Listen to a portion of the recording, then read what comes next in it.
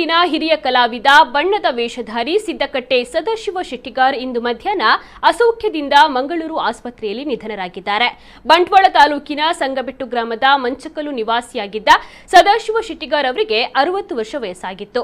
ಹನುಮಗಿರಿ ಮೇಳದಲ್ಲಿ ಬಣ್ಣದ ವೇಷಧಾರಿಯಾಗಿ ತಿರುಗಾಟವನ್ನ ಮಾಡಿದ ಅವರು ಕಳೆದ ಕೆಲವು ತಿಂಗಳ ಹಿಂದಷ್ಟೇ ತಿರುಗಾಟವನ್ನ ಮುಗಿಸಿದ ಬಳಿಕ ನಿವೃತ್ತಿಯನ್ನು ಘೋಷಿಸಿದ್ರು.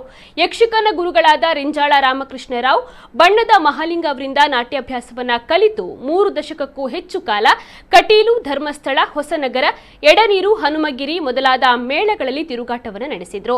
10 ದಿನಗಳ ಹಿಂದಷ್ಟೇ ಮಂಗಳೂರು ವಿಶ್ವವಿದ್ಯಾನಿಲಯದ ಡಾಕ್ಟರ್ ಪಿ ದಯಾನಂದ ಪೈ ಮತ್ತು ಪಿ ಸತೀಶ್ ಪೈ ಯಕ್ಷಗಾನ ಅಧ್ಯಯನ ಕೇಂದ್ರದ ವತಿಯಿಂದ ಯಕ್ಷಮಂಗಳ ಪ್ರಶಸ್ತಿಯನ್ನು ಸ್ವೀಕರಿಸಿದ್ರು.